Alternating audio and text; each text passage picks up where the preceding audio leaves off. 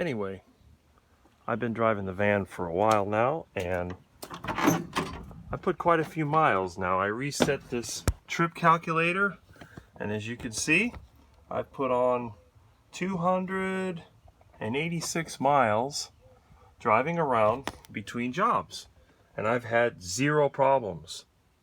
That's pretty good. All right. Everything works. I mean, the transmission still has some issues with reverse, but that's just a matter of time before I end up pulling it out. I'm going to get this thing running first before I deal with this. But I can drive it, I can do what I need to. So what other projects do I have in mind? Well, as you know, I live in Miami, which has some of the worst weather in the United States. The heat and humidity is relentless. Now this is the winter time, and even now it's in the 80s. It'll be in the 90s within a few weeks, and it'll be in the 80s at night, 90s during the day. Now, I do different kinds of work. I do physical work, but I also do interior work. For example, setting up and moving offices and doing all these things. But one of the problems that I will run into is when you're trying to look good, maybe you're meeting with a customer, or maybe you're just, I don't know, wanting to go visit friends, and you don't want to be suffering with miserable heat, especially in our lousy traffic. So my next project on this, other than tidying up a few things that are loose because somebody lost the bolts years ago, is to deal with this problem, the air conditioning.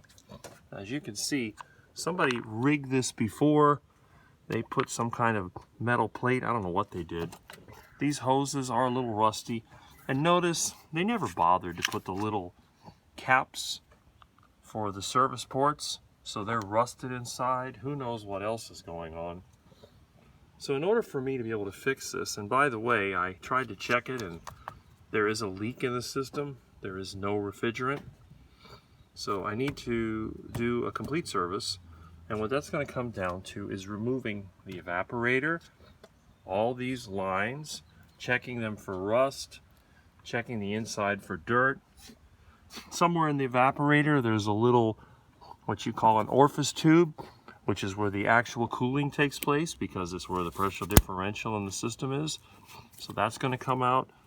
And again, I'm going to take this evaporator out, submerge it underwater, put compressed air into it, and see if it has any leaks. If it does, I'll have to buy a new one. But there's a difficulty I have to deal with. When I did the air conditioning in my truck, the compressor runs on a separate belt. But on this vehicle, all the accessories, including the alternator, water pump, and everything, run on the same serpentine belt. So I'm not going to be able to remove the compressor. What I will have to do, I will go ahead and remove the hoses and any accessories, and I'll tape over the port where the compressor is connected. Then I will make sure that all the components are properly serviced.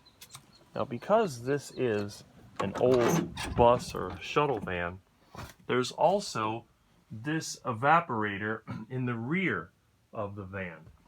So this needs to come apart as well, because it feeds these air ducts that are up in the headliner area. So it'll be a little more complex than when I fixed my truck all those years ago, but I'll get it done.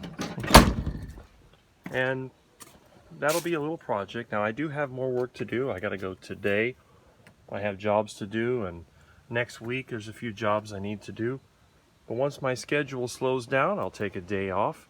I'll go ahead and pull all this apart, and hopefully I'll be able to see exactly what I'm dealing with.